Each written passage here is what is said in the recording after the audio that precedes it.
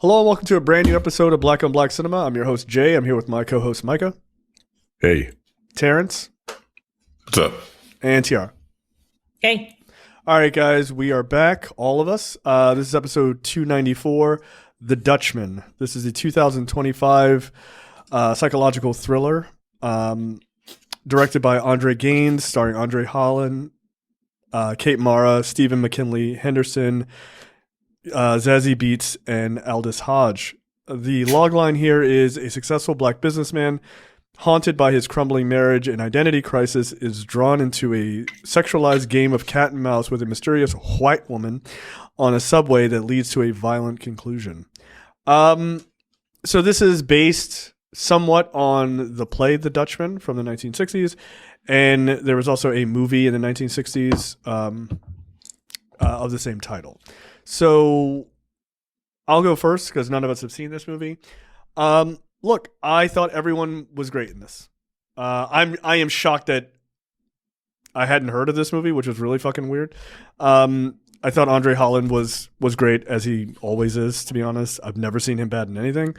Kate Mara was very good. I believe, Micah, you're going to refer to her as being effective in her role, which is correct. She made you feel exactly how she was meant to. Stephen McKinley Henderson is never bad in anything, as far as I'm concerned. This is no exception to that. Zazie Beetz is not in the movie a lot, but I thought she was pretty good. And then Aldis Hodge is in it just a little bit, which I thought he was fine.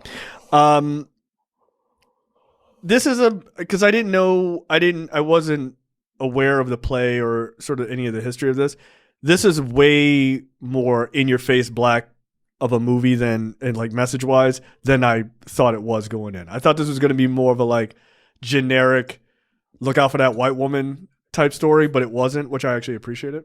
But yeah, I really liked it. I would highly recommend it. So there's a lot more there than just like white woman is the devil, so that message is clear. But yeah, I enjoyed it quite a lot. I will go to Tiara. I knew it. I knew you were coming this way. Yeah.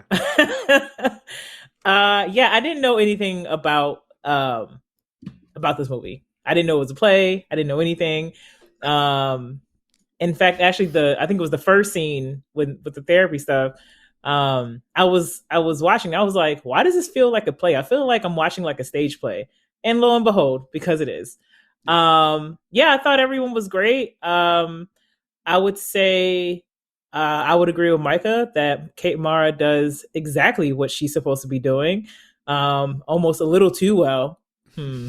But I thought André Holland, I feel like I haven't seen him in anything in a long time. I feel like the last thing I saw him in was we did a movie with him.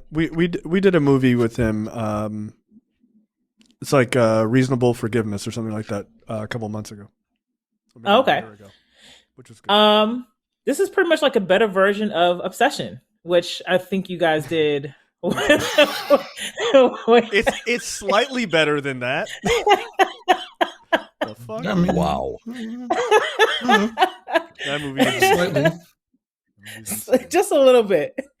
But yeah, thoroughly enjoyed it. Yeah, I also hadn't, like I said, hadn't heard anything about it, but yeah, great movie. All right, Terrence, I will go to you. Well, it's fine. Everybody was fine. Like you said, the first thing you said, everybody was great in it. The movie itself, I think it suffers from the fact that if you don't know the play, then you don't know the source material, and it kind of suffers because I'm like, what the fuck is? Okay, we understand that you're like, I'm not black enough for black people, I'm not white enough for white folks, kind of thing. He kind of says, I think he says that in the beginning of the movie or some shit like that. Yeah, he does. Or I might have made that up. But other than that, I'm like, to me, the message was like, don't trust these white women. That's what I got completely. That's it. I didn't see the messaging until I went back to read up on the play. Because once I finished the movie, I'm like, what the fuck was that? And then I went to look at what the play was about. And I'm like, oh, okay, this makes more sense now. It's an adaptation. In the play, the characters are very different, and it only takes place on the train station, in the train. everybody was fine. It was shot competently, but like, I didn't get it.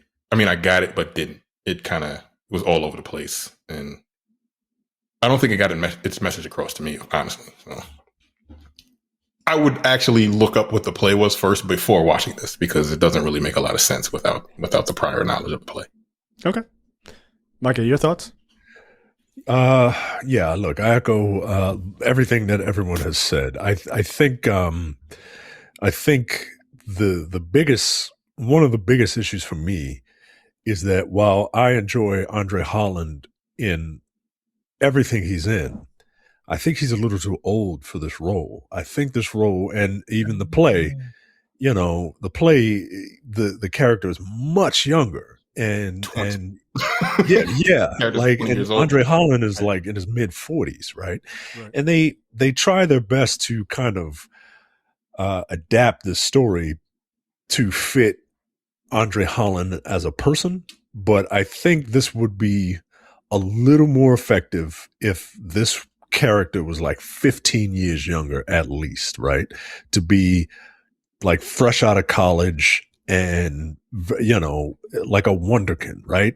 But trapped in this like world where like he, you know, is he's not black enough but too black, right? Like I believe it in a younger character. Yeah, I didn't believe that in André Holland. Right. Whereas a man, like, a man in his mid 40s, you know, you are firmly like, I know what these people are. I know what I am. And, you know, they try to, That's fair. That's a fair point. You know, they try to change the story to make it so that it's like, oh, well, you know, the infidelity is the reason why he's kind of shaken and stuff like that. Right. But no, I don't think you need to do all that. I think you need to, I just think André Holland was miscast, but it's a double-edged sword because like he's really, really good.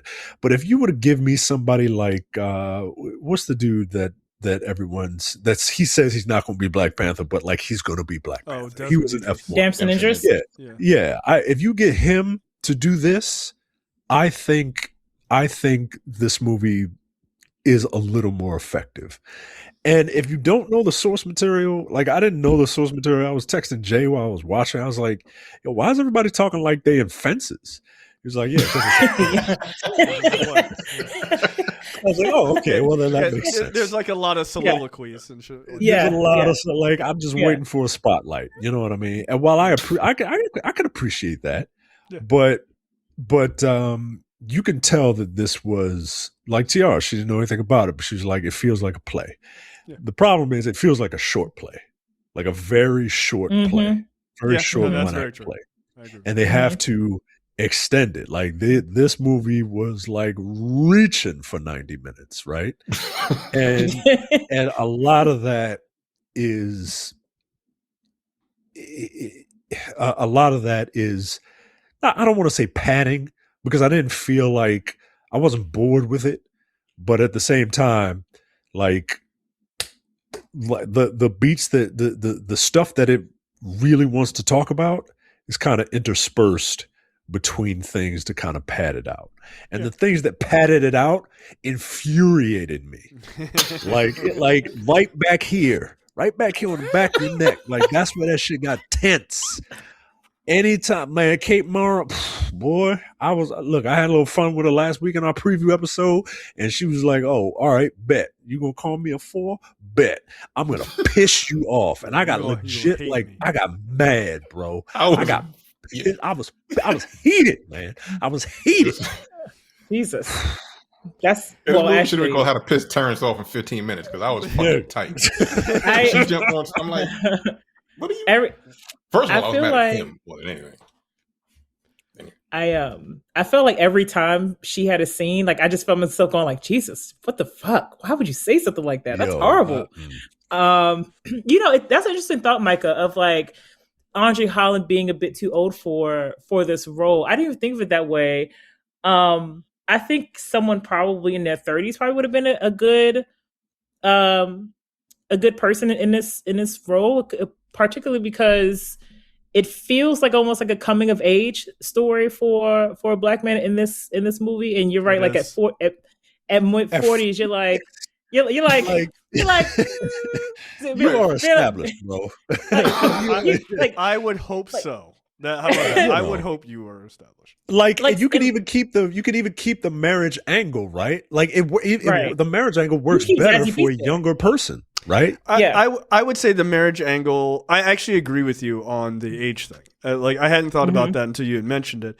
But I think the marriage part works at like mid 40s too, because that is a time that people are like, you get a lull in your marriage and they fuck up and they do dumb shit, right? Like that's very much a thing, right? Because they even mention about like them holding off and having kids because of a career. So there's like there's some like undercurrent of resentment and shit like that. So I can understand the mid 40s aspect for the marriage kind of falling apart, like just statistically that's accurate. But I do agree, like at 45, like I very much know my relationship with white America. Like I know it very clearly. Like, oh, this white woman's gonna come sit close to me. I'm gonna get my black ass up. I'm gonna get off the train, nigga. Like, boy, crazy. When I tell you, I had my Umar face. I was like, I would be like, I beg your pardon. Yeah, exactly. Yeah, I do agree the age, because there needs to be a level of sort of naivete in that, where it's just like, oh, this woman's coming on to me and like, oh, she legitimately likes me. Where like I'm like, what the fuck is the scam? I mean, he's literally like, yeah, what's the scam here? Like he immediately thinks it's on some bullshit. Where I think a younger guy might just be like, I mean, I'm handsome. Like, of course. Well, in the play, he's 20, right? And she's in her 30s in the play. She's like 15 years older than him. Yeah, that's the other. Yeah, that's the dynamic that you need to have to pull this off. But I still think it still works with him at that age, because there's a line where he says, like, I've never fucked up. And he's like, I've never fucked up. I'm like a machine. So it felt like he was having like a midlife crisis. Like, so you have this attractive white woman in like a really like skimpy dress in a and Micah, you're both assholes. Continue, Tiara. You're both assholes. Jesus. I looked right over. I was like, God damn it. I'm sorry? She's like, she's wearing this low cut dress. It's New York, and everybody else is wearing like winter clothes, and she's dressed like it's summertime outside, which I thought was weird. And she's just like hitting on him and like being really aggressive, and he can't say no. And then that's aided by the infidelity too. So I do feel like it was believable that you could have this mid 40s man do exactly what he did, because he was cheated on. And I had thoughts about that too, because I was like, still feel like there should be another ending here, but whatever. But then he gets some sort of weird validation by this white woman who gives him an apple or whatever. Mm-hmm. Yeah. Biblical imagery, right? Right in your face. There's a cut that happens a few times in this movie. I'm like, break the cycle, nigga, really? But you really need to put that right behind it? Okay. Cool. Yeah, right there. Break the cycle. Yeah. In the diagram with arrows. Teeth out with that fucking hammer. I'll add one more thing, is that I actually felt like there were parts. Actually, I felt like when I was watching it, I was kind of afraid of being like, oh, is this it? Is there like nothing else? I'm not going to see any of the other consequences of his actions, because, with Aldis Hodge's character and that whole event thing. And no, it was filmed just like how a play would be. You get no extra context. You just kind of have to take what you get in the play. Yeah, I mean, and I felt like kind of suffered from that a bit. I mean, it's a bottle film, like bottle plus, right? Like there's like just slightly too many people to be a bottle film, but not that many, right? Like it's just not that much going on. And so, yeah, I think if you're looking for it to be a more, not like grand sweeping, but like just like a regular movie type of like environment, yeah, it does. It feels very small in a lot of ways. Yeah, I enjoy the film quite a bit, but I think Micah's point about the age is a really good one, actually. All right, so let's get into it. So the movie kind of starts out with this idea of André Holland's character, Clay. He's in therapy, and you're sort of hearing this voiceover from his therapist, and just about this idea of being a person of two bodies, right? Like, kind of like what society expects of you and who you are as a black man, right? Which, again, I was like, oh, this is an actual movie that's talking about race and not sort of touching on the peripherals, which I thought I found that to be nice. Then we see a lot of footage of Clay and his wife, played by Zazie Beetz. What is her name? Kaya. Her name is Kaya. Kaya, thank you. And it's just kind of, it's almost like found footage imagery of their relationship. It looks like an outtake from Atlanta. And so, they seem like a happy couple. She's so very good looking. More on that later. But then you see them in therapy, and you come to find out Kaya slept with somebody else. I don't know how recent it is. Light skinned nigga. They kept fucking doing a flashback. Yeah. See. Tiara was like, I don't see the problem. It's probably his fault. Actually, I was going to ask y'all what y'all thought about their little therapy session and their interactions. And look, as much as Terrence said that the movie for him was about stay away from these white women, I definitely got that. I also think the movie was like, go to therapy, nigga. Like, I think that's a big part of it too.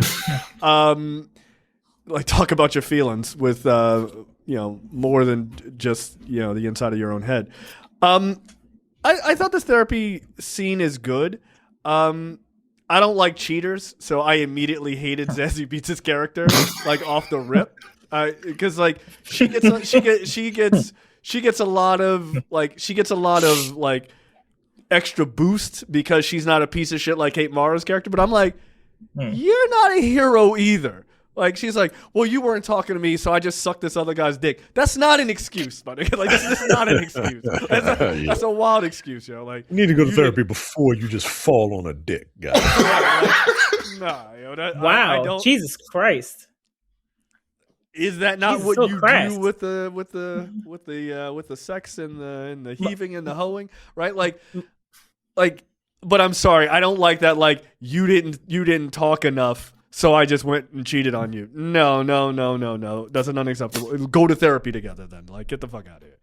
Well, they're here now. After the fact, right? Yeah, after the fact. Don't betray me.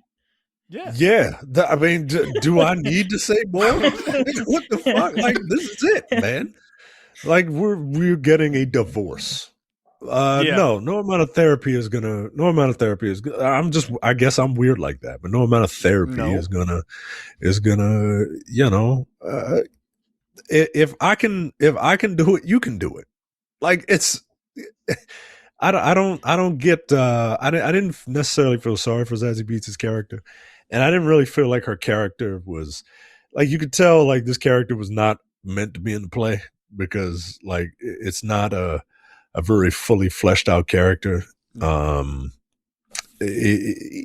the therapy, look, I'm all for therapy. If you want to go to therapy, go. I think most people probably should nowadays. I've only been once, but it was with my previous engagement. And make a lot of sense, doesn't it? So you haven't been to therapy in like damn near 20 years? Yeah, because when we went, oh my God, I was fine. I wasn't the guy. I'm perfect. Ain't nothing wrong with me. I'm the catch, guys.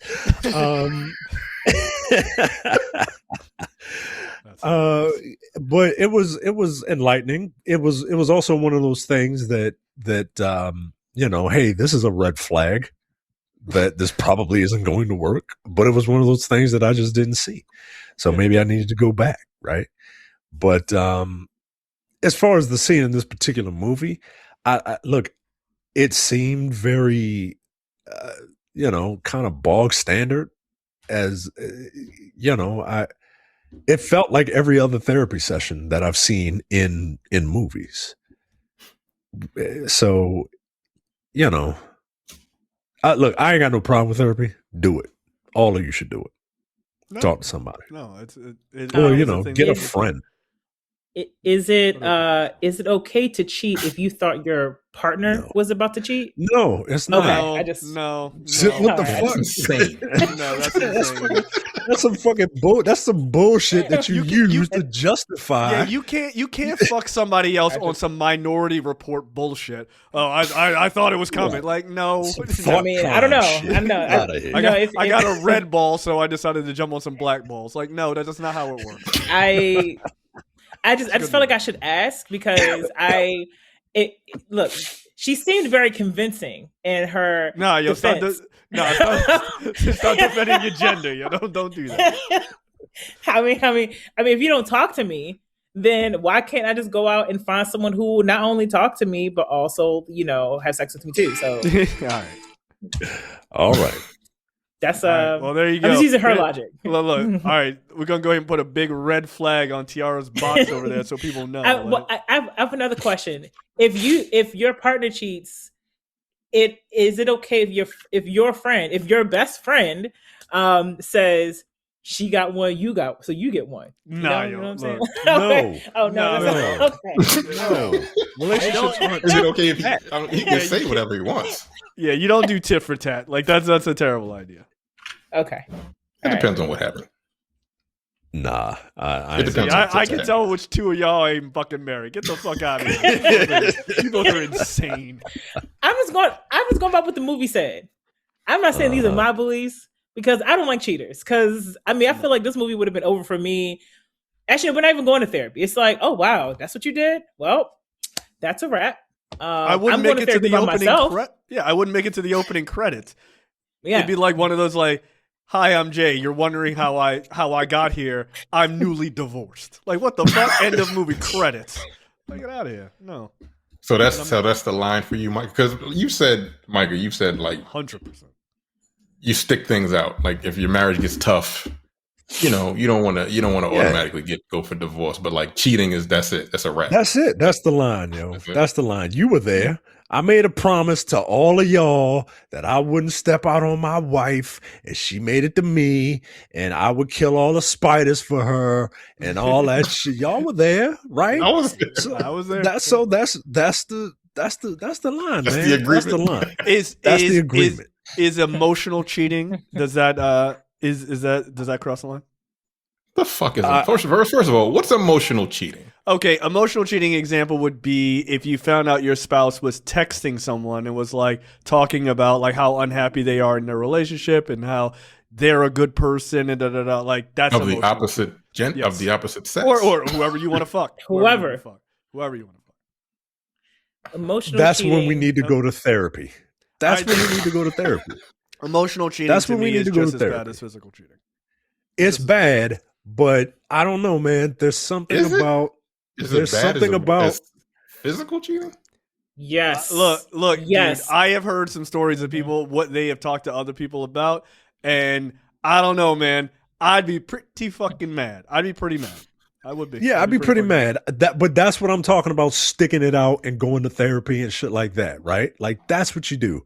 But, once you cross the line, like, that's it. Yeah. Like, this is how I know. Physical cheating, that is a zero-sum game for me. I'm out. Like, no.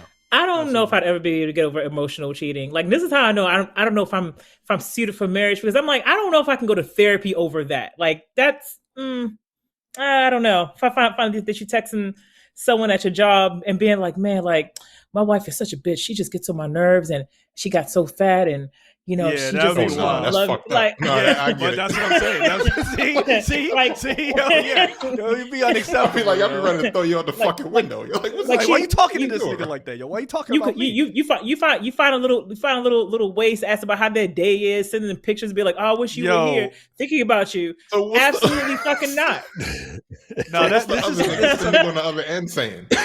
What are the replies? Like, first of all, like, nah, that's fucked up. Oh, Like, I'm so sorry this is happening to you. I'm here if here you for need you. to Do talk. You know, Mhm. do you want to go get coffee? Oh wow, you look so good in your pictures. Have you been working out? Fuck that. Yeah, No. mhm. No. Wow, no. you've been working out. Your back looks great. Would you like me to blow it out? Like, no, yo, get out of here. No, absolutely not. Yeah, I don't think I'm built for that. I'm not built Yeah, for that. I don't see, have the but that's what I'm saying. Yeah, I don't have the Emotional temperament for cheating. that. Yeah, you're like, nah, is it different? Somehow it's not worse, but like somehow It makes feels worse. It feels It's worse to a just as degree bad because it's but like a level not- of I don't think betrayal. it's Like worse. it's a level of betrayal. Like, you're just like, I'm gonna stab you on the train. Like that's how I feel about it. Like, no, no, that's a line for me. I would be pissed. Just go to Reddit. Just go to there are plenty of stories like this on Reddit. Yeah. And you'll want to get angry on behalf of the person who is posting about it, and you'll be like, oh wow, why aren't you guys like divorced yet? Why have you not, filed for divorce? Can you? I hope your finances are not all tied up into this person. If Get out so, of there. sucks for you. Yep, get out of there. All right, so from there, like they're going back and forth. He obviously reveals that that Kaya cheated on him, and she's like, "You didn't talk to me. Somehow it was your fault that I fucked this other dude." No. And then this is when he gets the I'm too black for some people, not black enough for other people, and then Kaya's like, that's being manipulative. And then the therapist is like, would it make you feel any better if you got to step out there and get a little, tat on some tit? Like, would you be cool with that? And Clay was like, "Nigga, who the fuck are you?" What? he said, "Who are you?" Yeah, that's a wild thing for a therapist to say. I'd be like, when we step out, I'm like, we're gonna need to get a new therapist because this nigga is wilding. I feel like that was a legitimate question to ask. Put it out it's there. Not. It's quite inappropriate. And it is quite inappropriate. Yes, yes. Tell the truth. This is a safe space. No, it's not. Your wife is in there. It's not a safe space. Okay. He don't like to talk anyway. That's why she cheated to begin with. Like, you crazy? Yeah, that's a wild question, but he did not answer. Clearly, he had other thoughts. So then he had like forgotten his bag or whatever. He goes back into the therapist's office after his wife leaves, and the therapist is like, "Hey, I'd like to give you something," and he goes to give him a copy of the play, The Dutchman, right? And he's like, "Nah, I'm good." And he's like, "Look, sometimes we can find healing in literature, like this could be beneficial to you." And so then he says, "Yeah, no, I'm good." And so then he walks away. He walks out, and he realizes that his watch stops working, which is curious. Then he's like trying to go to this party, calls his buddy Aldis Hodge. He's supposed to be speaking at this party because Aldis Hodge's character is running for office. And so he's kind of like going to kind of bring him to the stage with this, beloved speech, I guess. And so then he goes and he hops on the subway, and he sees Kate Mara's character, Lula, and she is standing outside of the train. And then we also are getting flashes of at the therapist's office, like he's got a little figure of a man standing on stage of a play, right? And so we see Clay looking at Lula, this white woman that Tiara described I'm gonna be earlier. an asshole for a minute. I'll be an Yeah, asshole go for for it. just a second. When he's looking out the window at her and she's staring at him, and I'm like, first of all, that whole situation, I'm like, what the fuck are you staring at? It would be my initial reaction. But in my mind, as I'm watching this, I'm like, this is being me being very mean. Just letting you know that now. I said, Oh what the fuck are dear. you staring at, Pennywise? You're- Because look at I'm sorry, the red hair and the smile that Yeah, she was she- giving. I was like, Thanks. You're looking like a- That's all I can That- see that- now. that- Thanks. I appreciate it. that He wouldn't was have looking worked like on the you. dancing clown. Hell no, not with her. Fuck no. Absolutely not. I don't think Kate Mara's that bad looking of a person. That's fucked up though. But now I only see Pennywise, so thanks for that. You're welcome. No, but her, like this is the part that pissed me off. I'm like, you. First of all, like you said, I would have got off the train. Second of all, Jump like off. it's her. Not attractive. Now I'm not attracted to her. Now, I what would if say it she's what not if, my what if type. it is black on black cinema's favorite white woman, Lady Gaga, who got on the I mean, train? you know, maybe, possibly. You're like, you know what? Better shot than this woman. I'll tell you that shit. That's so funny. That was me being So- an asshole, but I'm saying, you know. Look, I mean, I couldn't help it. I couldn't help didn't mind Kate Mara in this role. I do have a problem with sitting on a train and a white woman sitting next to me and taking off her shoes. I'm immediately out. Yeah, Like, you gotta do step that. on your toes, I don't bitch. like. what I are you don't give doing? I don't give a fuck what's happening next. Why are you taking your shoes off your feet? We're in public. It's gross, and it's on the subway. On a subway Yeah. in New On the York. subway too. Yeah. Yuck. You clearly don't have the sense. So God that's gave not. you. So I have a question. You would, for the record, if you were single, you would not go home with the woman who took off her shoes in the No, subway. that shows no common sense. On a New York subway station. No, that on a shows no subway common train. sense. Yeah, that means you dirty, yo. You No. dirty. No, You dirty. I take any advancement of a single attractive woman. I take any advancement of that person onto me with the knowledge of an episode of Seinfeld where George hooked up with a woman that he was on the subway and she handcuffed that nigga to a bed. Like, I in a wasted my hotel room. morning for you for $8. Yeah, no. Absolutely not. I'd be terrified. And look, he had the same response. He was like, "What kind of scam is this? I know what's going to happen to me. Yeah, you're going to end up laying in a fucking bathtub and he stole your kidneys. Absolutely not. Absolutely not." That is But that's hilarious. if you decide to drink something or eat something they give you. That's where you fuck up. Like, what are you doing? Or like, let them handcuff you to a bed. First of all, no, that's too much like Right. slavery. No. Knock that shit off. BDSM, Fuck outta absolutely here. not. No. we're not playing those games ever. Fuck out of here. Like, it's 2026. Yeah, still not. Yeah. No. No. Still not far enough removed from slavery. Nope. Sorry. Nah, not into it.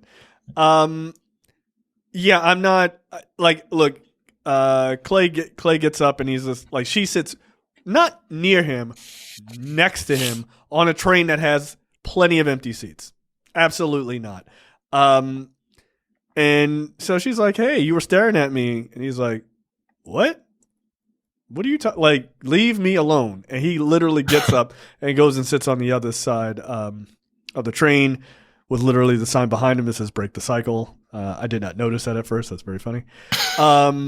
She pulls out a knife and she's like, the Latin dude next to her is like, "The fuck? Like, what's about to happen?" And she starts cutting an apple. And then she's talking to him in like really kind of weird ways. She's like, It was "You're at this running point your where I was mind like- over people's flesh." And he was like, "Yo, chill out. You're being mad loud." It was at this point I was like, yo, nobody talks like this, yo. Yeah, no, of like, course like, what the fuck is going on? Like, nobody talks like Stanzas. this. Yeah. Yeah. This was, but yeah, but it makes sense when you know what this is based off of. But yeah, no, yo, this is where this is the first time the disconnect comes in with the age, right? Like André Holland, I didn't know how old he was, but I figured he was around our age, right? Yeah. And yeah, I get it, right? But like, if fucking Becky White just sits next to me on the subway train, I'm getting the fuck off of there. Like, I'm not going to let this woman do what she does in here. And I get it, right? Like, No. if this was a younger man, then yeah, I get it. But it just wasn't. It took me a minute to kind of get over it. But I see. go ahead. I'll say I see it as like what's that other movie with the Chris Rock movie with Kerry Washington? That's who he kind of reminded me I of. think I love my wife. I think I love Yeah. my wife. Yeah, I found like that movie equally as frustrating in a lot of ways too. Because I'm just like, that was emotional cheating, by the way. But 1,000%, 1,000%, 1,000%. It was worse because he was right about to dive in. Nah, yo, she coming to your job and I'm like, no. But like, it just seemed like that André Holland's character or Clay just seemed like a man who has never been like the ladies' man. Like Zazie Beetz is gorgeous, and is 100% a catch, but it just seems like he's never been the guy that's been approached like that before. And this is my story. He doesn't know what to do. Then him and I have a lot in common, except I don't cheat on my wife. Nor does she cheat on me. But yeah, I'm a loser whose wife is way above my pay grade. Absolutely. Well, and he's fresh from therapy, so he's not in the best emotional state. And he was asked the question, "Wouldn't it make you feel better if you got some payback too?" No. And then, Again, wild question to ask this nigga. And here he has where I think where cheating can happen is if you put yourself in a position where cheating can happen, and he did. Mm-hmm. I would never get off the train with this white woman. Never. Like, it'd be fine if she was just like, hey, I'm going to say all these wild things. I'd be like, that's cool. I'm going to get off at the next stop. Get the fuck out of here. No. That's what pissed me off, the fact that he got off with her. I'm like, what's up with you, yo? what you got going on? I mean, I know what you got going on. Your wife cheated on you, and you just went to therapy. But again, with her, that was the thing that pissed me off the most about this movie. Like, I think that's you being you. But I think if it was if it was Lady Gaga or whatever other like I feel like you couldn't get me to do that. Just I'm not trusting of other human beings enough that I wouldn't like. I just assume I'm gonna get fucking stabbed. Like I just assume that's what would happen to me. Like I just wouldn't trust from that perspective. Why did you make that noise? What noise? Why did you go? Why did you go? What was that? He was thinking like, I mean, wood. I guess. Look, let me ask. If this was Scarlett Johansson or Yep.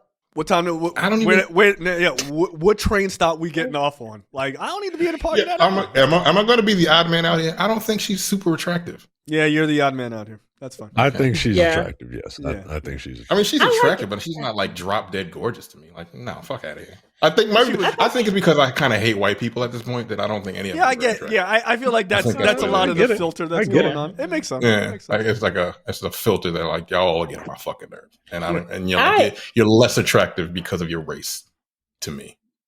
Jesus. Yeah. Hey, I mean, it is what it is, yo. Look at the country right now. Look, when just like any like Instagram filters, when Terrence sees white people, they all have MAGA hats on. Like he's like, I can't not see it. I'm sorry. Who'd you vote for? Is my first question. Well, Jill Stein, fuck off. Fuck off. Fuck you. I like Kate Mara in this role. I also think Kate Mara. She plays her really pretty. What's that? Who she vote for? You said what? Yeah, who she vote for? The character definitely Trump. Yeah, her. I'm talking about the character. I'm not talking about Kate Mara. I'm talking about Lula. Oh, yeah, Lula, but definitely voted. You know what? She don't even vote. That she's a it doesn't matter type of person, which is even more irritating. But she does what she was black. She did say that or whatever. Yeah. Black's in. I didn't like that. No, didn't care for that. Shit, André Holland didn't care for that line either. He was like, "What the fuck?" That's the biggest lie your ass told tonight. Yeah, he got black as fuck in that scene too, which was great. She fetishized him, and he was like, "I was so hit." Ugh. I mean, I feel like that's not that crazy of a comment. I think a lot of dudes would be like, "Welcome to being a man." Like, I don't like what you're saying. You can still take the clothes off. That's fine. I can be angry later. 10 minutes. Even after the fetishization that she was clearly. Have you not seen pornography? Again, her? No. But like, again, someone else. You know what? I watch enough. I watch enough I'm sports. just saying, dude. It's. I'm sorry. All right, I can't. Let's say it's not Kate Mara. Let's say it's not a white woman at all. Let's say it's a black woman, and you know she's like enticing you on this train ride. No, she can't be black. It has to be. It doesn't work for this movie. Okay, fine. Yeah, you need an Asian, like Salma Hayek or whatever. Oh, I'm getting off the train. I'm not even going to the party. Fuck Aldis Hodge. Like, good day. Have my wife already cheated on me? Yeah, same scenario. Oh, yeah, fuck that. Yeah, nah, fuck that. I mean, I don't like cheated either, but like if my wife already cheated on me, hey, man, Salma Hayek. Like, she fucking crazy. I will take 60, however old she is now, Salma Hayek. Yeah, exactly. Yeah. So yeah, nope. It depends. Yeah. Like I said, it depends on the person. From dusk Not till Kate dawn, Mara, all the way to Eternals. Doesn't matter. Whole timeline. Yeah, so she does she already took her shoes off, which is pretty disgusting, on a New York subway. Then she takes her panties off and puts it in his yeah, again, jacket what are you pocket. doing, nigga? I need you to relax. I didn't see that part. She took her panties off and put them in his fucking lapel pocket. Like, yeah. He didn't say no thank you. He left them in there, which is crazy. That's crazy town. He was wilding. That nigga was wilding. I don't know what he like, was pissing me off too. Yeah. Like, what are you doing? She offers him an apple directly after giving him the panties, and he's like, no. That's a bridge too far. Her stank ass underwear are in your jacket pocket, my nigga. That's worse. Oh.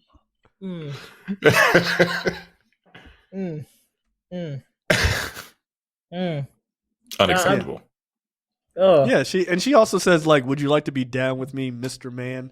I didn't care for that. I didn't she like. really pissed me the fuck off. I didn't like that Every line. word came out of her mouth, yo.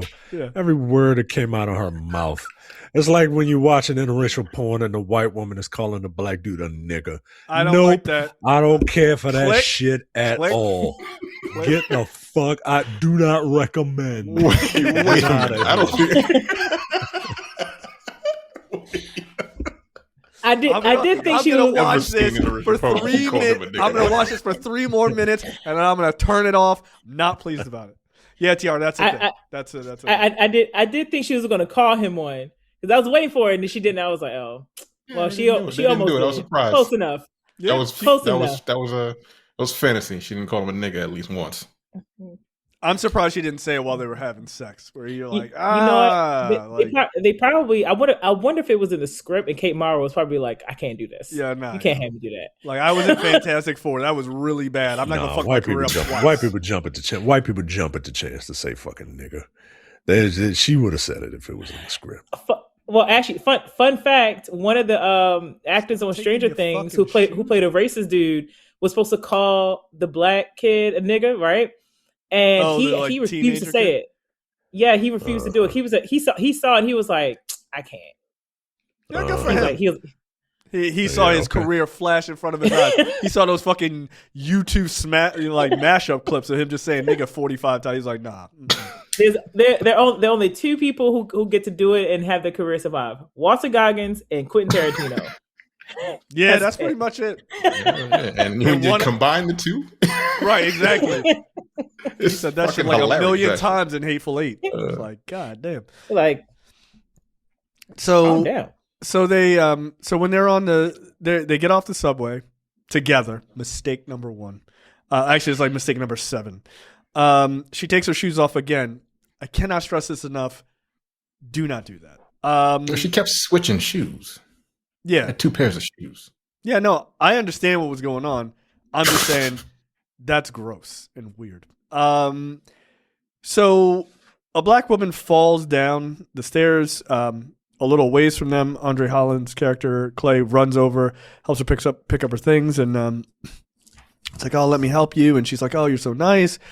And this black queen forever. Snow bunnies never. So he helps her, and she says, "You look like you're searching for salvation. Heed the warnings before you. Your fate can be different. It will be." And then she whispers to him, "Trust me, you'll see." And then he hands her back her phone.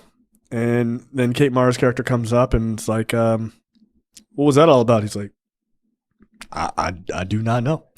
That's just how black people are. We just get along." And so she's like, "Hey, why don't you come into my apartment? My apartment's right here." And he's like, "I don't really want to." And then he sees the psychologist for a second, or at least he thinks he does, but it turns out it's another guy who's looking at him like, "Nigga, what are you doing going to that white woman's apartment?" It's like, "Shut up, Bill Cosby. Keep going." And so Clay and Lula, they go up to her apartment. It's got chains and masks everywhere, and they proceed to have what I would argue they're literally descending into hell, guys. Yes. Yeah, when she said 4 flights down, I'm like, what? What the fuck does that even mean? How many flights? Well, maybe she lived in that sex apartment or that sex club from that Tyler Perry movie, right? That's where she lives. They have what I would argue is pretty terrible sex. She asked him, she's like, "Hey, I need you to throw me on the bed because I'm into that." And he was like, "All right, bet." And he does. Nope. Yeah, I'm not. Nope. Don't do that. Don't trust it. Don't trust it. So he throws her on the bed. They start having sex. Again, it looks very bad. And wait, he put, but if something in that scene when they showed the condom, I was like, "Oh, that's interesting." I was like, "Well, I guess it's a good thing he's using protection because heaven forbid he comes inside of her." And I was like, "Oh." In the movies. Right? Yeah, and they never show condoms in movies. So the fact they showed, I was like, yeah. And then I was like, "Oh, suck, guys." Yeah, but you should use them. So yeah, you should use them. I'm married. The fuck out of here. No. Married people who use condoms are. That's the whole point of getting married. Yeah. All right. Maybe they don't want to get pregnant. Yeah. All right. Yeah. Well, we passed that now. Well, out of here. Anyway, I was surprised that they showed it, and then my dumbass was like, "Oh, this is why." Never mind. Yeah. She was like, "Oh," he was like, "Yeah, thanks for the memories. I'm out. I'm going to this party. Got my little workout." And she was like, "No, you should take me." And he's like, "No, this party is black as fuck, and you are you, and I don't fucking know you." By the way, she keeps talking about how she lies all the time, right? Like that is that's a big part of her character. And so he goes to leave, and she just screams when the nigga.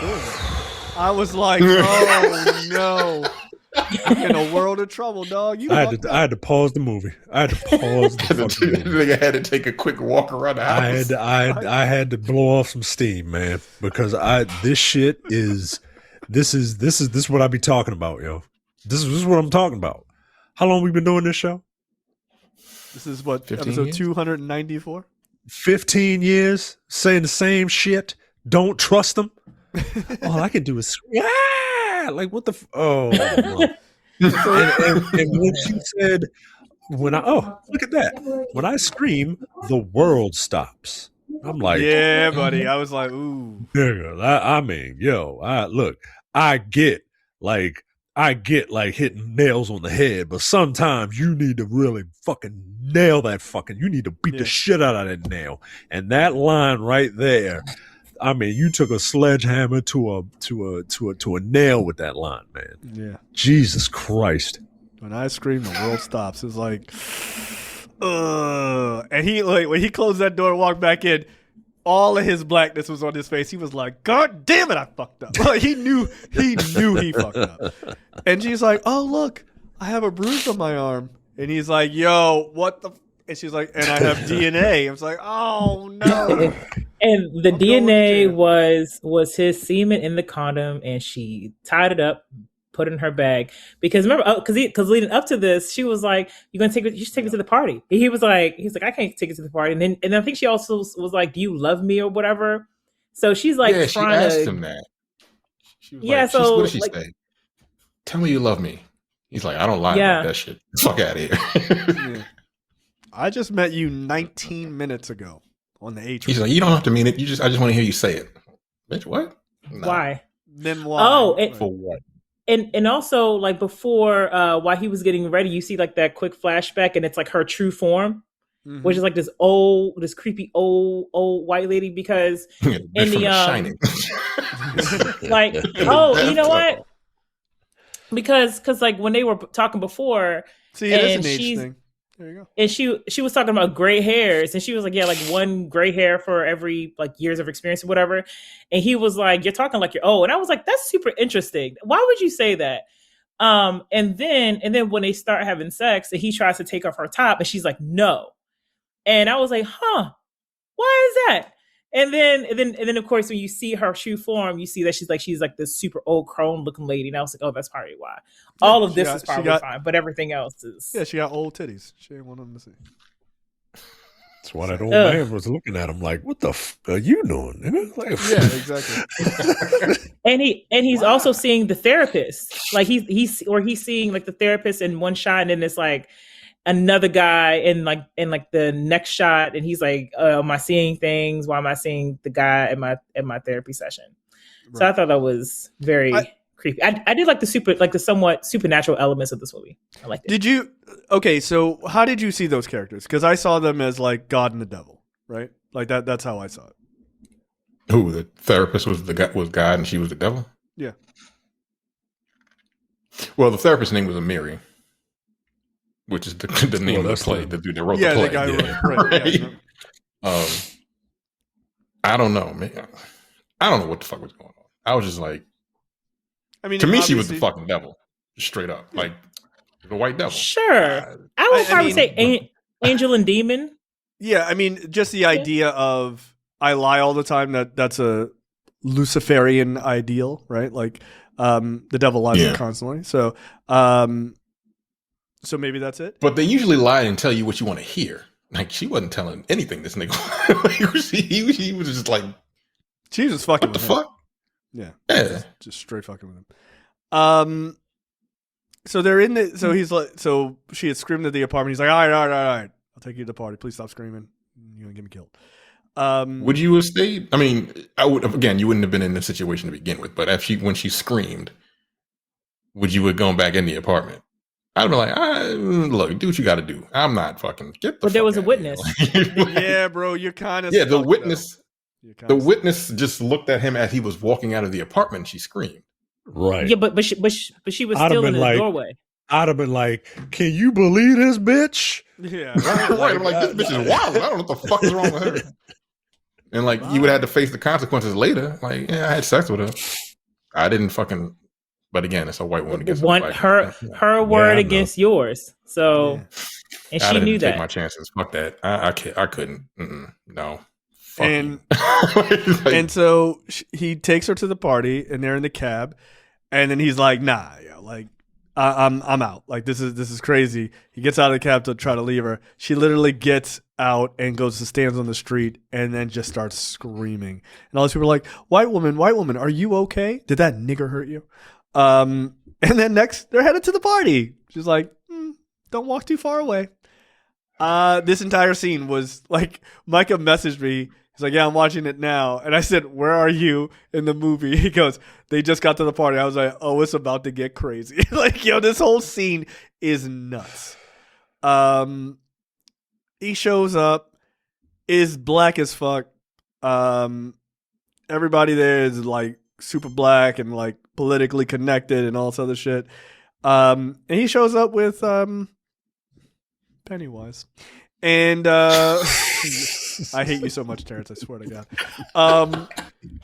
He shows up with Lula, and every black person is like, They're like, what the What fuck the are fuck? you doing? Yeah, like, right.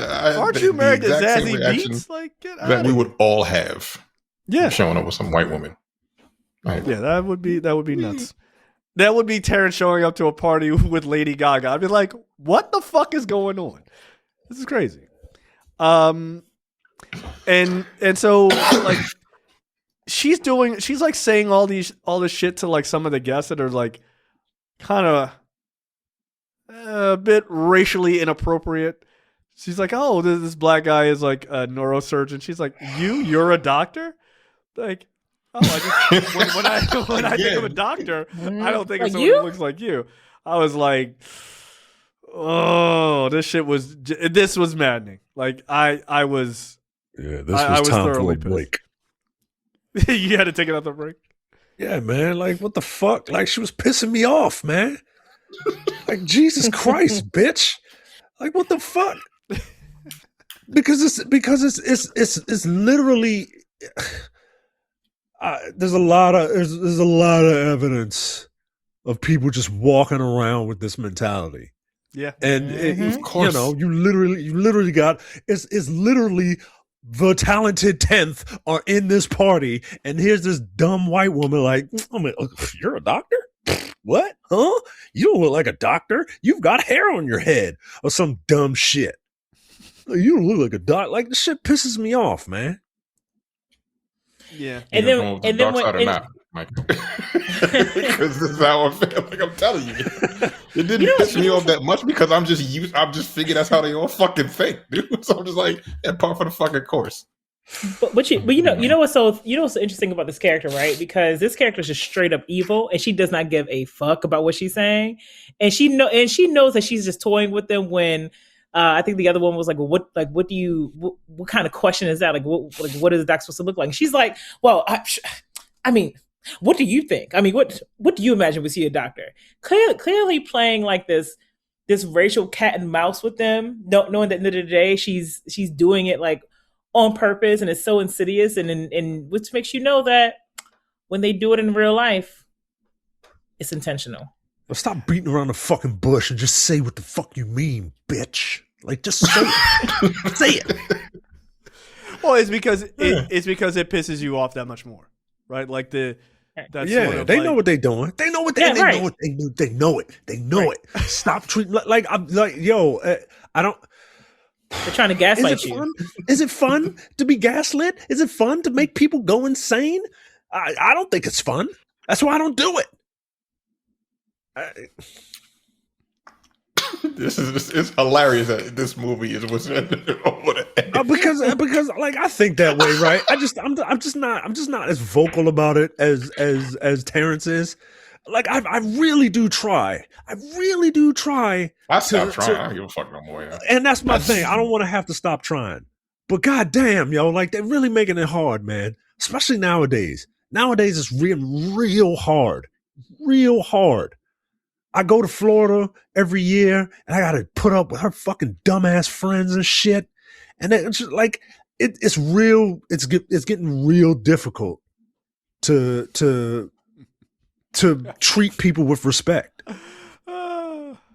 It's just getting real difficult to be. You know what fucking clay. you know what it is? Because I'd just this rather is be clearly ignorant to the like world. this is clearly like a white woman who looks like she's mediocre and hasn't accomplished a damn thing in her life except to just be what she is. And then here she has the nerve to go into this space of Black excellence, and they're trying to rebuild the city of Harlem. And here she is questioning, having the gall to act surprised that someone could be accomplished. But that's real life though. White people can do next to nothing. And then look at a Black person who does everything and has had to work twice as hard to do everything, get to where they are, and still be like, "Huh, wow, I'm surprised you made it this far." Do they know what you look like? Because I know what you look like, so I'm surprised that you got this far. Whereas me, I'm mediocre, and I still feel more deserving than you to have the life that you've clearly worked so hard to build. Mm-hmm. And no notes. Yeah, you're not wrong. And then they have the temerity to say, "Why are you always bringing up fucking race and shit?" I'm like, Gotta throw you through a fucking window. It's like, well, first of all, like I always say, my identity in this country is already fucking, it's political and it's racial. Like it's always based on race. Everything it is. In America, it's just everything in America is based on race. Unfortunately, I wish it wasn't. I really wish it wasn't, but that's not the case in this country, especially. Being black is a political statement. It is. Without even doing anything. Why are you so focused on identity politics? You just need to focus on the economy and winning back the working class.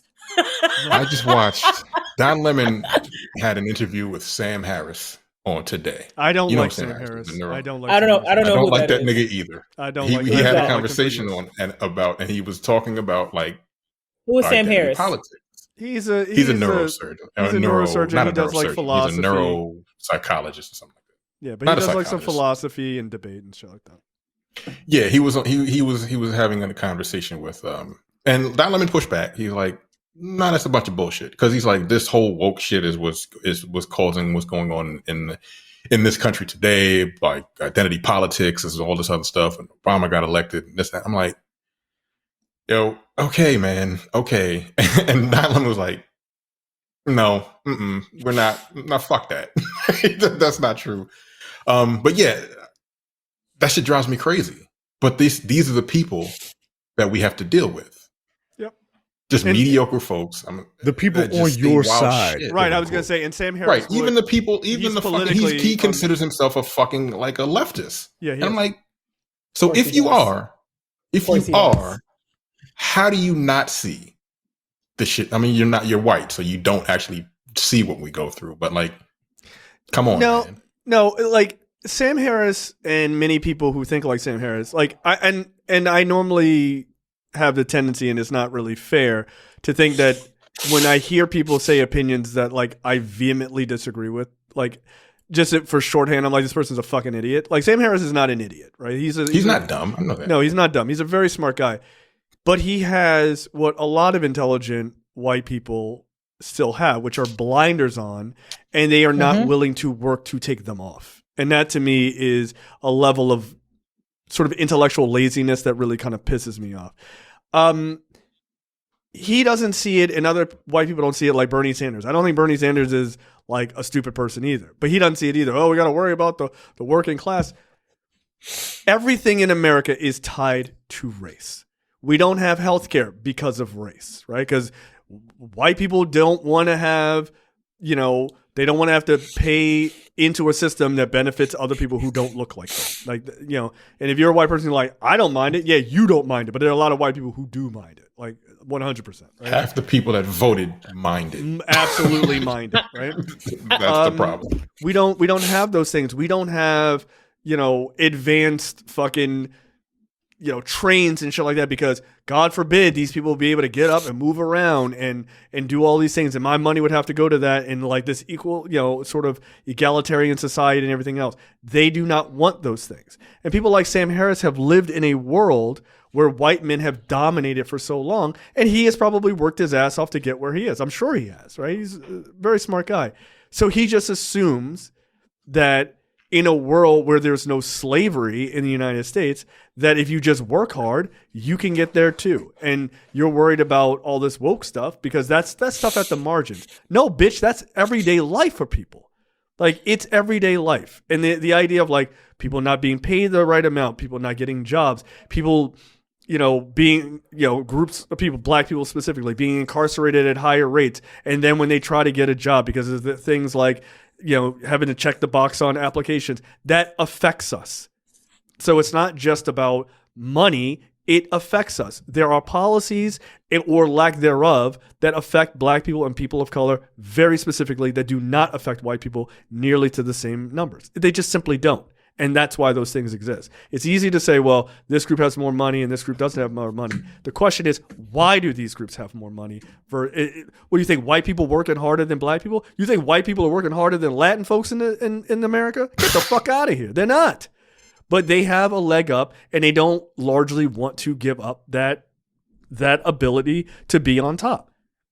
Yeah. So Sam Harris is full of shit. Or not even full of shit. You're just completely ignorant to how the other half live. And you're not trying to understand because it doesn't benefit you to understand. Yeah, I was gonna say I think they do see it. I think they absolutely know that these issues are a problem. I just don't think they care. Like I There's a mean, lot of that too. white for white leftists, and I don't identify as a leftist. I will call myself a progressive, but these leftists Yeah, I'm not a leftist. are completely insane to me. But they have blinders on to anything that's not white. Or actually, you know what? They especially have blinders on to when it comes to the things that affect Black people. No shade to my other folks of color. Y'all are also very sure. important, but when it comes to Black issues and that this country was founded on slavery and that this country has tried to remind us that we were property and not people, they do not want to deal with the fact that they have people in their lives who also consider us still as property. Yep. Which is why it's easy to look at the white farmer who's like, Trump took my farm again, even I voted for him 3 times. Like, fuck you, Trump, and I'm still gonna vote for you though. I couldn't find a way to vote for Kamala Harris, but whatever. They know that the issue is racism, but they don't want to deal with that. So I think what you see is them to just be like, well, fuck whatever those white people have to say. We're going to ignore it, and we're going to go for the real progressives, which they think are the Trump voters who want everything Democrats want, but they really just want the racism instead. So they've absolutely seen it. They just don't care about us. And if anything, I think there's resentment towards us in our progress. Sure. Because we won't cede our position in the party. We're not going to just go away, and we're not going to vote for whatever white progressive they want to throw in our face just because they like them so much. Yeah.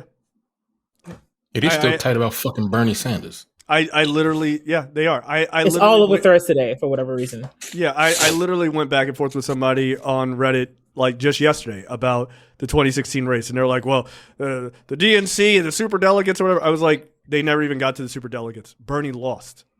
He lost outright. Like, what are you talking about? Well, and did worse in 2020. Right, and they're like, well, the DNC leaned, because they wanted Hillary or whatever. I was like, hey, what party is Bernie Sanders in? What party is Hillary Clinton in? Gee, you're telling me Bernie Sanders didn't win the Democratic nominee in the Democratic primary? Shocking news. Who's the base of the Democratic Party?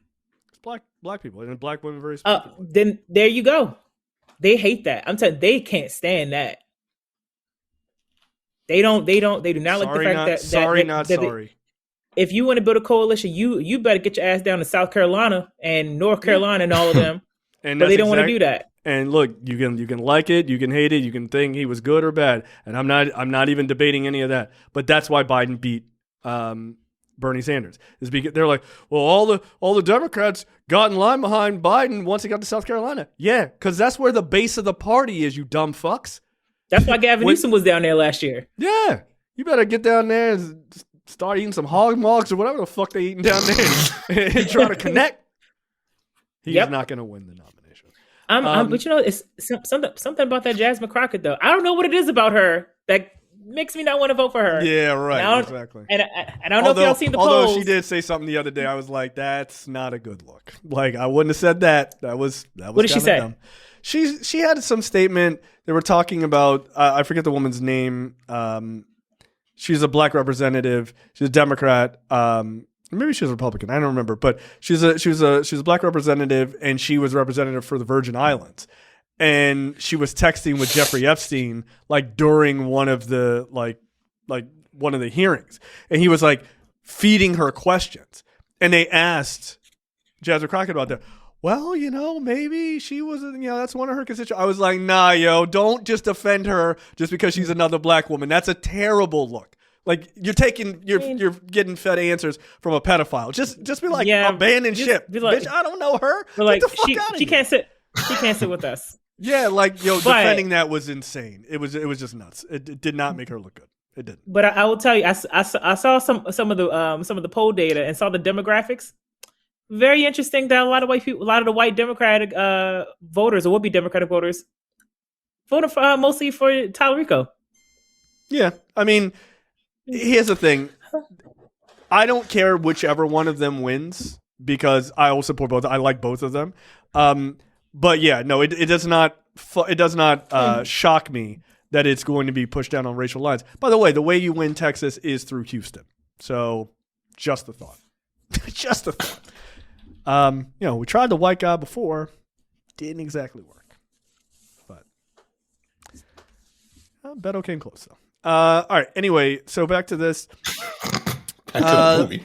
Yeah. The Thanks, Micah. Yeah, you fucked up. The party continues. Kaya is there. She sees him with Lula, and immediately she was just like, "You motherfucker," because he made some comment like, "Oh, you gonna bring this Puerto Rican nigga you was with to the party? You gonna bring Bad Bunny with you to the party?" She was like, "No, what the fuck?" Wow. He's the most famous Puerto Rican right now, besides the Paul brothers, I guess. And they are not Puerto Rican. And she was like, "No, get the fuck out of here." And then here he comes with Lula. And she's like, "Look, something's going on. Like, what the fuck?" And then we see Lula talking to the bartender, who is the same actor as the therapist. And so this is the whole supernatural element where, she's like, "Oh, I like him. I'm going to take him or whatever." And he's like, "No, he's something special. Like, kind of leave him alone." And this is kind of the God versus devil kind of complex that I got from this.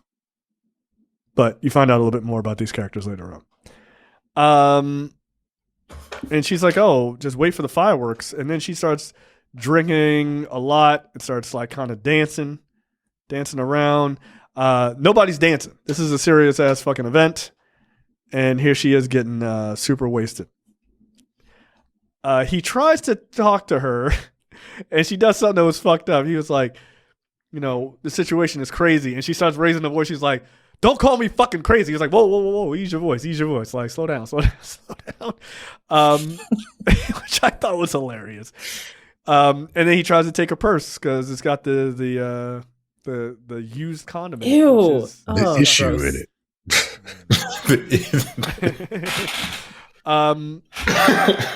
And so she starts kind of freaking out. He goes up there, he gives his speech. He realizes that he has no notes because he was going to make notes on the train, but he got distracted by that she-devil.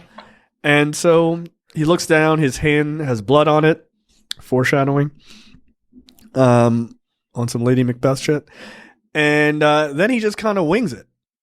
And I got to assume that this speech is also given in the play, maybe. Feels like it probably was. I don't think so. I think the I guess play it's literally about- takes place on the train. Yeah, that's right. Yeah, he's talking about Harlem and stuff. That's true. I thought André Holland delivered the speech very well. Like, I thought the speech was very good. Yeah, it was a good moment. And so, then he brings Aldis Hodge to the stage, who then was like, "Watch my new show." And so he gets off stage, and then Lula's like, she's pretty drunk. She goes, "I'm going to go up there and say something. I got something to say." And I was like, "Yo, don't fuck up these black people's day. Please don't do that."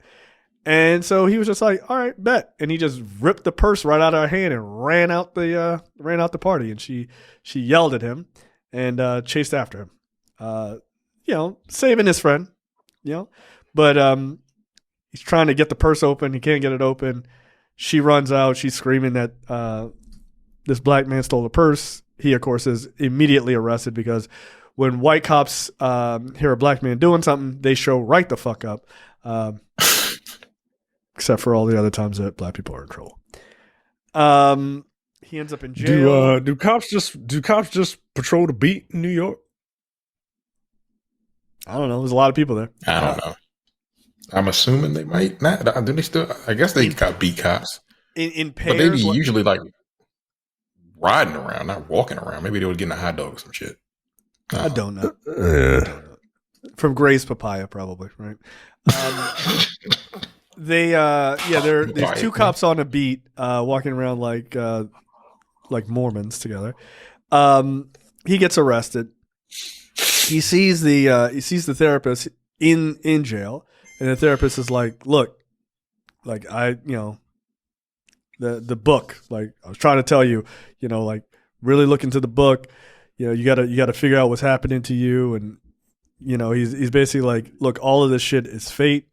You need to get to this book, right? There's salvation in it. He gets bailed out by Kaya. She's like, what the fuck is going on? You are wildin'. And he's like, I don't know. It's raining and I'm scared and I'm tired. He tries to get a cab. I just noticed that he tries to get a cab, but the cab driver is faceless. Yeah. You notice that? Mm-hmm. Yeah. So he eventually gets to this apartment building, and he goes in, and it's basically like a theater, and he walks up onto the stage, and it's the theater. It's the therapist's apartment. It's the therapist building. The therapist's office. Yeah, you're right. And so he's like looking through all the books, and he eventually sees the same mask that was at Lula's apartment. And then This gave me this vibes. I think they was like, give me an analog to The Shining for this fucking scene, because the music was very similar. If you watch The Shining, like, this music is incredibly similar. I did like the shot when he was walking into the theater. Oh, yeah, that very much feels like The Shining. Yeah. So he pulls a bookshelf down to get to where the mask is, and when the books all fall, they all become copies of the Dutchman play, and by Amiri Baraka.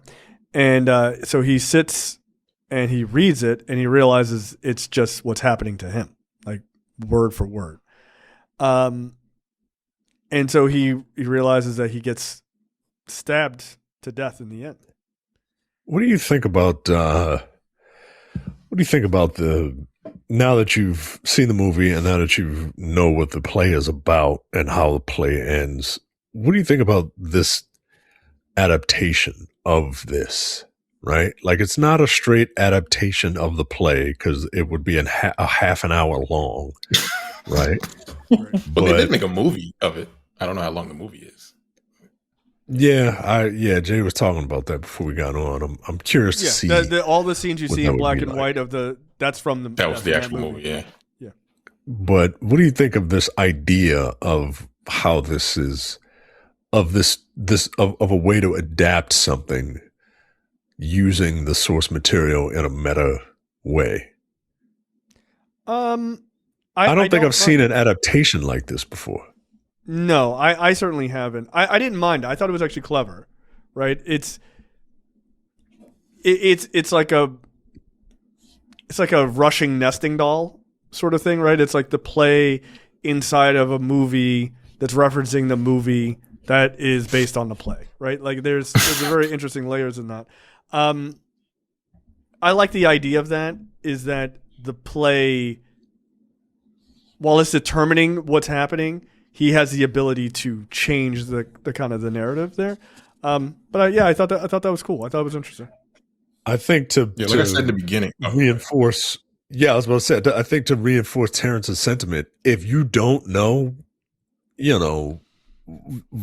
that this is a play, that this is an adaptation, I feel like you can easily get lost and like, what the fuck is going on? I'm going to check out. Right. Yeah, and after watching it, I was kind of like, when I said, I was like, what the fuck was that? And then I read what the play was. I read the synopsis of the play. I'm like, okay, the movie makes a lot more sense now. Makes way more sense. So I understand it. So now that I know what it's about, I get it. And it's not as, I didn't think it was bad at all. I didn't think it was bad. I was just kind of like, what was the point type shit. But now that knowing what the play is, I'm like, okay, that's not that bad. But again, you have to know. It's like he did the movie hoping people would know what the play was. Right. Yeah. And you asking a lot. You asking a lot. Motherfuckers to be like, hey, do you know what this obscure play on race relations and what it feels like to be a off-Broadway play written in 1965? Like, nigga, what? No, I don't. Actually. Well, you know what? I do. I've seen it 7 times. This seems odd. Yeah, the film, the 1966 film based on the play, is only 55 minutes long. Oh, well. So Not Apparently, the actress won something at the. Yeah, they didn't. She won an stretch award it a lot. for it. Yeah. For stabbing a black man. White folks, man. Well, Al Freeman Jr. He had a pretty storied career as well. So yeah, this entire scene where he's kind of learning about what's going on is kind of interesting, and that's when the therapist shows up and says, "Hey, I'm actually Amiri Baraka. I wrote the play," and he's like, "Look, I created Lula through this play. Like, she just kind of came to life, and this is what she does: is she finds these men and kills them." But you can break the cycle now that you know that and you have this information. You can break the cycle and not be killed. And so Clay is like, all right, bet I'm gonna just go to the subway. It's like, you could just not do that. Like, you could just break the cycle by just not going on the subway ever again. And whenever you see her, you just run. But he gets on the subway. As he's getting on, he sees her getting on the same train. Interestingly enough, the white woman that is sitting on the train when he sits down is not Lula. It's another woman. She's the same white woman that was sitting on the train when they met. In the beginning, yeah. In the beginning. Lula shows up and she's like, "Hey man, let's like." Yeah, this is the worst version of the Matrix ever, yo. Like, this is the Matrix that the machines made for black people, yo. just torture you on a train for the rest of your life. That's pretty good. She's just like, "Oh, come on, let's have sex. Let's fuck right here." And then she starts saying "That's how the blues was born" in this like black scent. And I was like, "Listen, Iggy Azalea, you need to fucking calm down. I don't care for this." She says things like, "Hey Clay, let's do the nasty again." I don't care for this language. I don't feel like you mean Let's it. do the gritty. I do. Old mom. I'm like, I done threw that bitch out. Like, what are you talking about? Again, Like, this was written in 1960. She's an old ass woman, so it's kind of like. Well, I was about to make that remark. I was gonna say, like, because since it was written in the 60s, and this is taking place, I guess, in modern times. Like, I was like, is this another way for us to know that she's been alive for a really long time and she's like this old ass crone lady?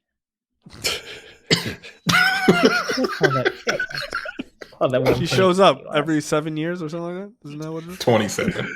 27. And I guess she's done this several times, right? Because the therapist was like at the party when the therapist was like, "Oh, he's different."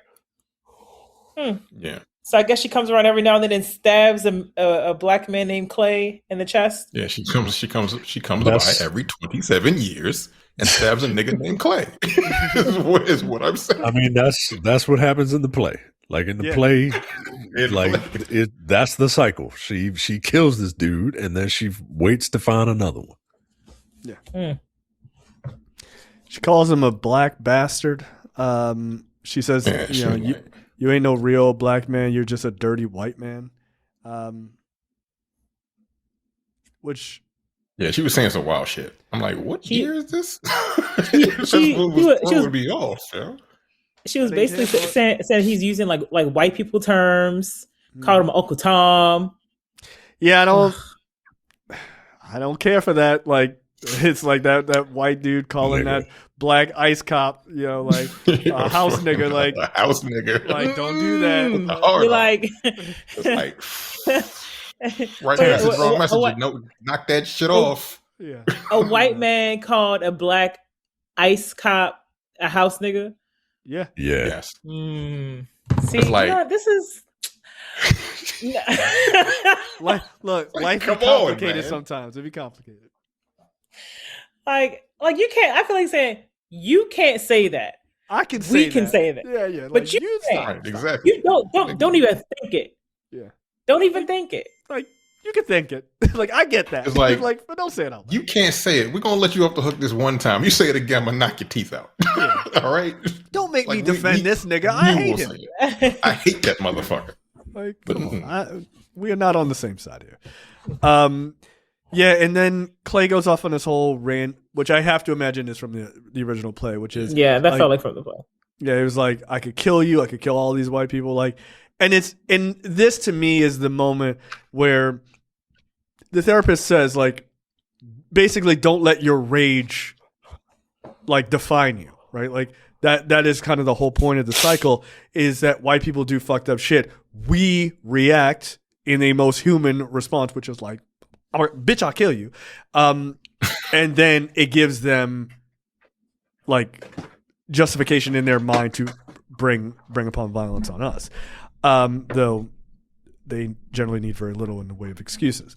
Right. And so this is her trying to goad him into like that anger, and you can see him like getting pulled into it, and like she's acting like she feels kind of bad about all the shit that he's like saying to her, because he's fucking laying the shit out. Like, you don't know shit about me just because you fucked a black man. Actually, like this fucking speech. This is the point of the movie, right? Yeah. Like, just because you fucked me doesn't mean you know what it is to be black. You don't know shit. You don't know anything. Boy, I heard. Look, another fucking sledgehammer on a nail that needs to be driven into the foreheads of people that look like Pennywise. Because look, I get it, bro. Like you that black tar got you, but like, don't think that you know what it's like to be down or whatever. You don't. Like, it just. All right. Yeah, that shit irritates my soul. You know? It pisses me off to no end. Yeah, I'm right there with you, right, Terrence? No, like, no, you're not. What are you talking about? Like, I listen to hip hop. Isn't that enough? I understand you. This scene was giving me so much anxiety because you see how Clay is stabbed, like in the, like, I guess in that TV thing that from early in the movie, and the way he kept walking around and reaching over her, I'm like, you're standing in the wrong. You're standing wild close. I'm like, you might have a switchblade on him. I was like, can you like just stand back, maybe the other side of the train, and stop walking near her and, you know, crowding over her where she could just go right there in your chest, please. Otherwise, great speech, great speech, Clay. Yeah, I didn't like it. I like the speech. I'm just saying I didn't like how fucking close he was. I was like, you have protective armor on, like, you know, some phone books under your shirt, something, some jail shit. Like, come on, man, don't stand too close. And then he's like, yeah, you could end all this if you just thrust a knife into me, right? Like, ain't that what you want to do? Every 27 years, ass bitch, get out of here. So then, like, he has this really great line about, like, great intellectual legacy of white men being pushed on black people, but you better watch yourself because they'll end up taking on this world that you want, but they'll still kill you anyway. And all, like, it's a really great speech, by the way. It's really well written and it's very well delivered. And so he's at the train door, and she just takes out a knife, and instead of stabbing him, she like kind of cuts his side, which she fucked up. Like, now you gotta go right for the jugular immediately. Why did you turn your back to her?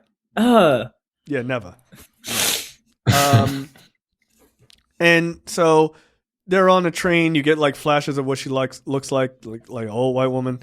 You know, the lights keep going on and off, and eventually, you know, lights come on, and he stabbed her right in her dumb stomach. And then, of course, the cops get on the train, and nobody, you know, the black woman that he helped from earlier, this black queen, she was like, no, he's the victim. Like, this woman was trying to kill him and everything else. Like, and they're like, nah, we're going out of the station. Sit down. Like, shut up. We don't believe you. And And then she hit his ass with the fucking 4K cell footage. She was like, "Wow, there it is on tape." And they were like, "Oh shit, I guess we gotta let him go." Because black women saving another nigga. yeah, again. Exactly. By the way, not exactly how a murder case would work. They're not just gonna let you go. Right, they would then. still take you to jail, nigga. Yeah. Right. Like, You just go in home. Don't worry, we got it from here, we'll buddy. deal with this. And then we see that the train is run by the therapist. He is everywhere and nowhere. He is whoever he needed him to be, is what he says to him earlier.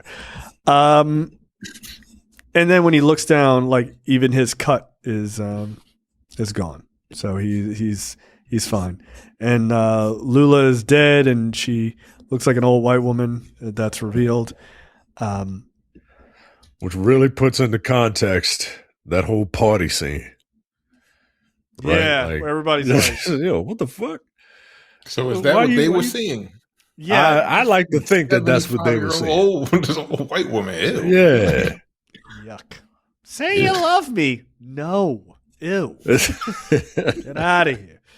So that's what Zazie Beetz was seeing when she was in that fucking party. I would be like, nigga, we getting a divorce. I know I fucking cheated on you. But like, nigga. Yo, I almost lost it. Like, you know what? I fucked up first, but like, I'm filing for divorce. That's wild.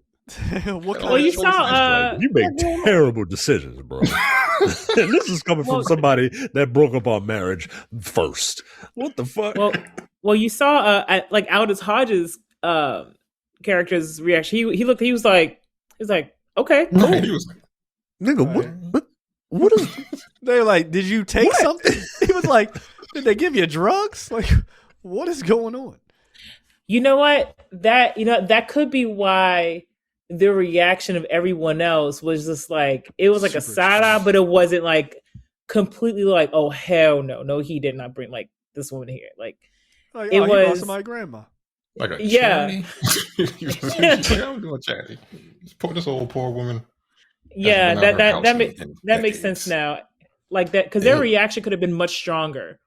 Because if they had seen what he had seen, like a younger woman, he probably wouldn't have been able to go up and give that speech that night. So they probably just saw an older woman and was like, I guess something is weird here.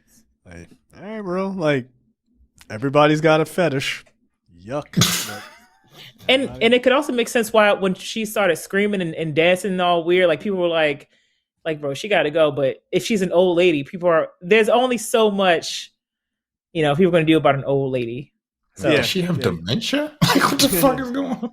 yeah. Yeah, maybe. like, oh, you're her Yeah, caretaker. because like, Okay.